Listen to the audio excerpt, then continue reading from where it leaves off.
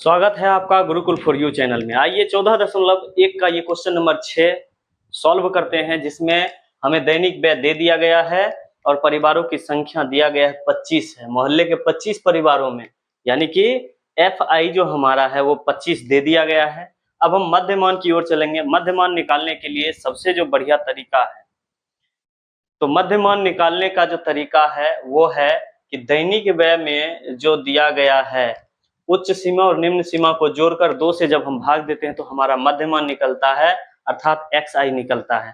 तो एक्स आई निकालने के लिए हम दोनों को जब जोड़ते हैं तो 150 प्लस 100 250, और 250 में से 250 में जब 2 से हम भाग देंगे तो 125 आता है। इसी तरह से 150 और 200 को जोड़ देते हैं 350, 350 में जब 2 से भाग देते हैं तो 175। इस प्रकार 50 का हमारा अंतर आ रहा है, 50 का अंतर आ रहा है 125 से 175, 175 से 225, 225 में फिर 50 जुड़ जाएगा 275, 275 में फिर से 50 जुड़ जाएगा 325। अब जब हम बात करेंगे सिग्मा एफ आई एक्स आई की, एफ आई एक्स आई हमारा डायरेक्ट रूप से गुना हो जाएगा। 125 को जब 4 बार गुना करेंगे तो 500 होगा। 5 से जब 175 को गुना करेंगे 875 होगा। 12 को जब 225 से गुना करेंगे तो 2700 होता है। 2 को जब हम 275 से गुना करते हैं तो 550 होता है, और 2 को जब 325 से गुना करते हैं तो हमारा 650 आता है। और जब हम सिग्मा एफ आई एक्स आई निकालते हैं, अर्थात सबको जोड़ते हैं, तब हमारा आ रहा है 5275। अब हम माध्य का सूत्र जानते हैं। जब हम प्रत्यक्ष विधि का प्रयोग करते हैं तो माध्य बराबर होता है सिग्मा एफ आई एक्स आई बटे सिग्मा एफ आई। नॉर्मल सा ये सूत्र है जिससे हम माध्य निकालते हैं। तो सिग्मा एफ आई एक्स आई हमारा आया है 5275 बटे सिग्मा एफ आई है हमारा 25। तो जब हम भाग देते हैं तो हमारा फाइनली आंसर जो आता है 211। अतः माध्य व्यय जो है, जो कह रहा था एक उपयुक्त विधि द्वारा भोजन पर हुआ माध्य व्यय ज्ञात कीजिए, तो माध्य व्यय जो हमारा निकला 211 रुपये। तो आइए क्वेश्चन नंबर 7 की ओर चलते हैं। क्वेश्चन नंबर 7 में सल्फर डाइऑक्साइड SO2 की सांद्रता का भाग हमारे पास दिया गया है। SO2 भाग प्रति मिलियन में दिया गया है, जो इसका हम माध्य निकालेंगे। तो SO2 की सांद्रता जो दिया गया है हमने लिख दिया। बारंबारता जो दिया गया था सवाल में वो हमने लिख दिया, जो कितने 30 मोहल्लों के लिए था। 30 मोहल्लों से आंकड़े एकत्रित किए गए थे। अब हम एक्स आई निकालेंगे, और एक्स आई निकालने का तरीका हम जानते हैं, उच्च सीमा प्लस निम्न सीमा बटे 2। तो 4 और 0 को जोड़ेंगे तो 4, और 4 में जब 2 से भाग देंगे तो 0.2 आएगा हमारा। फिर 8 4 12, 12 में 2 से भाग देंगे तो आएगा हमारा 0.06। 12 8 20, 20 में जब 2 से भाग देंगे तो 10 आएगा। इसी प्रकार जो हमारा मान था एक्स आई हमने निकाल लिया। अब डायरेक्ट रूप से हम सिग्मा एफ आई एक्स आई निकालेंगे। 4 दूना 8, 9 6 54, 9 10 90, और 14 दूना 28, 18 चौक 72, और 22 दोनों 44। अब सिग्मा एफ आई एक्स आई निकालने के लिए हम सभी को जोड़ देते हैं। तो जोड़ने के बाद हमारा आता है 2.96। अब 2.96 हमारा जो आया है, अब ये हमारा सिग्मा एफ आई एक्स आई है। अब हम माध्य निकालेंगे, और माध्य प्रत्यक्ष विधि से इसका सूत्र होता है सिग्मा एफ आई एक्स आई बटे सिग्मा एफ आई, और सिग्मा एफ आई एक्स आई हमारा है 2.96। 2.96 देकर हमने सिग्मा एफ आई से भाग दिया, अर्थात 30 से भाग दिया। ये पॉइंट तोड़ने के बाद आया 1 और 2 अंक है तो 2 0 आ गया हमारा।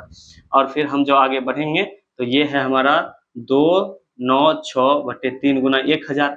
1000 कैसे हुआ, तो 30 से आया हमारा 1 0, और यहाँ 100, तो 100 गुने 10 तो 1000 हो गया। 3 से हम भाग दे देंगे 296 में, तो हमारा मान निकल कर आता है 98.66 करके कुछ आता है। और उसके बाद हम क्या करते हैं कि इसमें 1000 है, फिर बट्टा में 1000 बचा हुआ है, तो 1000 से हम क्या करेंगे, तो ये पॉइंट उठ के 3 पॉइंट आ जाएगा पीछे, 3 अंक आने के बाद हमारा आता है 09866, और 6 जो है इसका निकटतम मान हम इसमें जोड़ देते हैं। तो 5 से ज्यादा है तो 8 में 1 जुड़ जाएगा, 9 हो जाएगा। यही हमारा मध्यमान आंसर हुआ। अतः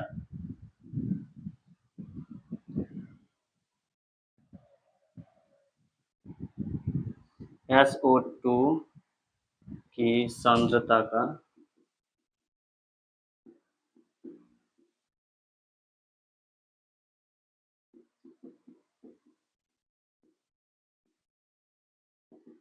आंसर। आइए अब चलते हैं क्वेश्चन 8 की ओर, जहां एक कक्षा में अनुपस्थित होने वाले छात्रों का रिकॉर्ड देखा गया, जो अध्यापिका ने देखा।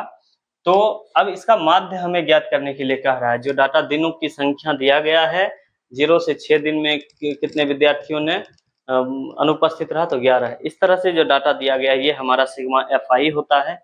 जो कितने विद्यार्थी हैं कुल मिलाकर, तो 40 विद्यार्थी हैं। कुल मिला के 40 विद्यार्थियों की अनुपस्थिति, तो कुल मिला के विद्यार्थी कितना है, 40। अब हम XI निकालेंगे, जिसको मध्यमान बोलते हैं, या फिर हम कह सकते हैं मध्य बिंदु, या इसी को हम बोलते हैं वर्ग चिन्ह। तो वर्ग चिन्ह निकालने के लिए ऊपरी सीमा निम्न सीमा को जोड़कर 2 से भाग देते हैं। तो 6 और 0 जोड़ेंगे तो 6 और 2 से भाग देंगे 3, 10 6 16 का आधा 8। और इसी प्रकार से हम सबको जोड़ने के बाद उसका आधा करके हमने यहाँ XI निकाल लिया है। XI निकालने के बाद सिग्मा FI XI हम जब निकालेंगे तो सिग्मा FI XI का नियम है कि दोनों को गुना कर देना है, FI और XI को। अर्थात 11 3 33, 10 8 80, 12 7 84, 17 चौका 68, और फिर 24 चौका 96, 33 तिहाई 99, 39 का 39। अब सिग्मा FI XI कितना निकलता है, तो हम सबको जब जोड़ते हैं तो हमारा आता है 499। और हम प्रत्यक्ष विधि से इसका मान निकाल रहे हैं, तो माध्य बराबर होता है सिग्मा FI XI बटे सिग्मा FI। अब हम क्या करते हैं, सिग्मा FI XI का मान बैठाते हैं, तो 499 बटा सिग्मा FI कितना निकला था, तो 40 निकला था। 40 से भाग देंगे, तो 40 से भाग देना थोड़ा सा बड़ा हो सकता है, इसलिए हम 10 को अलग कर देते हैं, 4 से भाग देते हैं, और 4 से भाग देने पर आता है 12.475, आता है 124.75 आता है।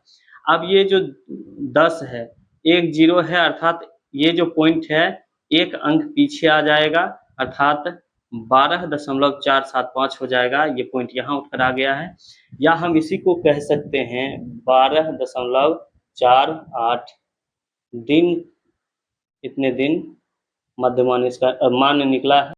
आइए चलते हैं प्रश्न 9 की ओर। प्रश्न 9 क्या कहता है? प्रश्न 9 कहता है निम्नलिखित सारणी 35 नगरों की साक्षरता दर प्रतिशत में दिया गया है, इसका माध्य निकालना है।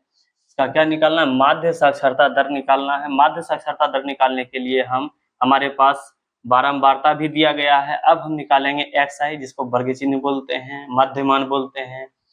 तो मध्यमान निकालने के लिए ऊपरी सीमा निम्न सीमा को जोड़कर हम 2 से भाग देते हैं, तो 55 45 जोड़ने के बाद 2 से जब भाग देंगे तो 50 आएगा। इस तरह से सब दोनों को जोड़ेंगे तो 120 में 2 से भाग देंगे 60 आएगा।